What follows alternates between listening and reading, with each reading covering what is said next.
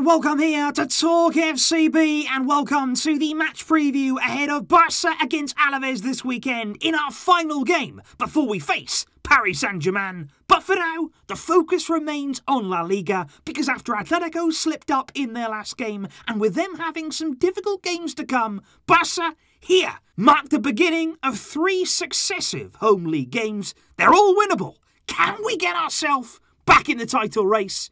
We are about to find out. Kickoff will be coming to us, like I say, from our home, the Camp Nou, on Saturday at 9 PM local time. And here, guys, are the times right around the world so you can sit down and hopefully enjoy Barça against Alaves. Elsewhere in La Liga, it does promise to be there another big weekend by way of the title race. Because, like I say, back on Monday, Atletico slipping up against Celta Vigo, conceding there in the final moments of the game to draw. And they once again will face a tricky game this weekend away at Granada, with some big games to come for them. Also on Saturday, our conquerors in midweek Sevilla, they're going to be in action hosting Huesca at the Ramon Sanchez Pizjuan. That's going to be coming there before we kick off on the Saturday. And on Sunday, after they won in midweek against Getafe, Real Madrid face another home game, this time though coming against Valencia, who often do tend to cause Real problems. And when you do take a look here at the La Liga table, it does make for some interesting reading after those Atletico drop points, because yes, they are still well clear at the top, and of course with games in hand as well. Real for now have moved up to second place, but they have played one more game than ourselves. And also don't rule out Sevilla. We saw how good they were in midweek in the Copa del Rey, and quite clearly they're sitting pretty on 42 points.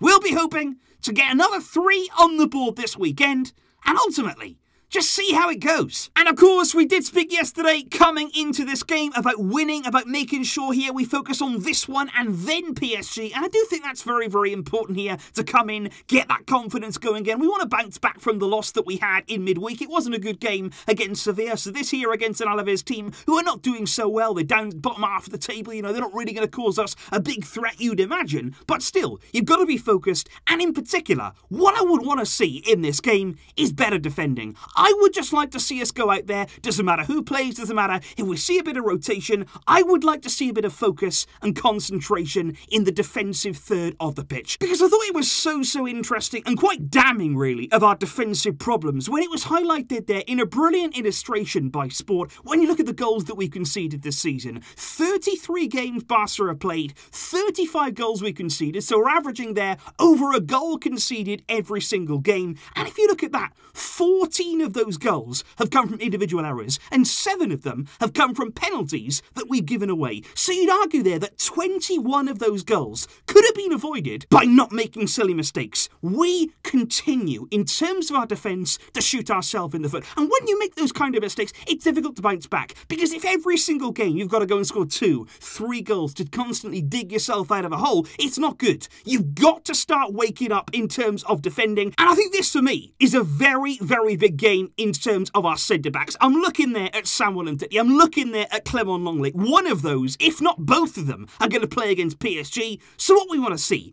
coming into this game, and what Ronald Koeman needs, is a big display. A focused display. We don't just want to win against Alaves. I would love to have a clean sheet and just see some improvement. But of course, with that PSG game heavily in our mind right now, and of course that is going to take away some of the focus, we do have to try and plan ahead as best as we can while still getting the result that we need on Saturday. And one thing that we are going to talk about, of course, it is going to be rotation. We had a very tough game there against Sevilla. We played probably the best team that we could in that game. There is going to be a bit of a hangover from that, and we have to make sure that not only do we not have any more injuries ahead of PSG, but that everybody is physically feeling good. And I want to show you here the players throughout the season so far who played the most minutes, which should indicate who's getting some rest in tomorrow's game. You can see there that Frenkie de Jong has played more minutes by some way too than any other player. He's played 31 games in total there, racking up nearly 3,000 minutes out on the field. Jordi Alba is another player that we've heavily relied upon there. When he's been fit, he's often played. Griezmann, Messi, you'd expect those to be up there, but I'd also look there at Pedri. I think particularly particularly against Sevilla. You looked at the performance that he had, he was struggling physically. He has played a lot of games. For a young player to be involved as heavily as he has, it's great, it's fantastic that he's playing,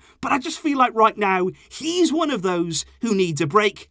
We can't afford for anyone to burn out. Which brings us swiftly on to the team selection, because I feel here when you're making those decisions about who gets rotated, you've got to look at those stats. You have to try and rest the players that we've seen there have played too often so far this season. So when you're looking at the team that started against Sevilla, that, like I say, was the team that Koeman felt was the strongest on the day, and you've got to make some changes. For me, we cannot afford to risk Jordi Alba in this game, because say he gets an injury. He did give us a bit of a scare against Sevilla when he went down. If he got an injury in this game, we're in big trouble, because there is nobody really. Junior Firpo could come in, but it's not a suitable replacement in a game like that. So for me, he cannot be risked in this game whatsoever. I think in midfield, we also have to give some rest there, not only to Jong, but also Pedri. I think both players this season, as we just saw, have played a lot of minutes. We tried to rest Jong against Real Betis, but he got used much earlier than we were expecting. So here, I would rest both of those players. And then from the front line, in order there to just win the game, but also give somebody a rest. I think one of the three will get a rest. It might be Griezmann, but I would say there, Dembele. Again, don't take that risk ahead of a big game. We know that he's been so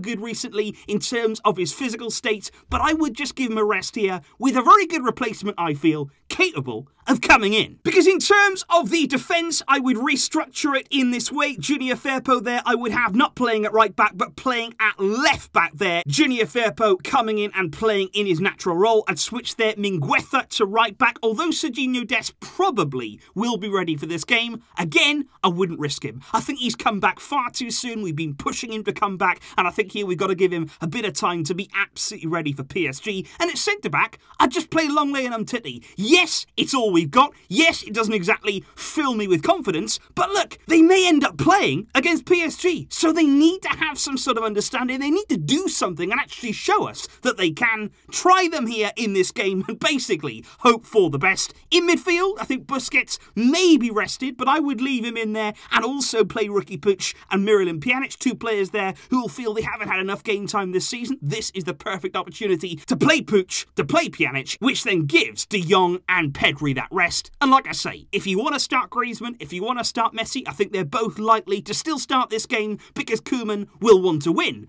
But on the right, I would give some much-deserved minutes and a much-deserved start to the match winner against Real Betis, Francisco Trincao. Can he score again? And I think in terms of your predictions, guys, when you're looking at what we're expecting from this game, I don't think we're expecting an overwhelming victory. I don't think we think here the players are going to be breaking their necks trying to score as many goals as possible. I think if they do get ahead in this game, you are going to see probably us try and coast to victory, to try and save and preserve as much energy as possible ahead of that PSG game. You guys there have gone with a win by 2 goals, and I myself completely agree. I would like to see a clean sheet. No, actually, I would love to see a clean sheet. But that's not what I'm predicting. Barça 3, Alaves 1. That's my prediction. What's yours? And so, that indeed, guys, brings us to the end in terms of the build-up for this game. I'm hopefully getting things back on track now on not only this channel, but also More Talk FCB too. We discussed Koeman's press conference there earlier on. Please go and check that out if you haven't already. If you have, well, thank you so much. I really appreciate that support, guys. I'll be back tomorrow after the big game, and hopefully we can approach that PSG game in the best way possible, and that means winning this game, and winning it well. I'll see you soon. Thanks again, guys. But until next time, as always, Visca El Barça.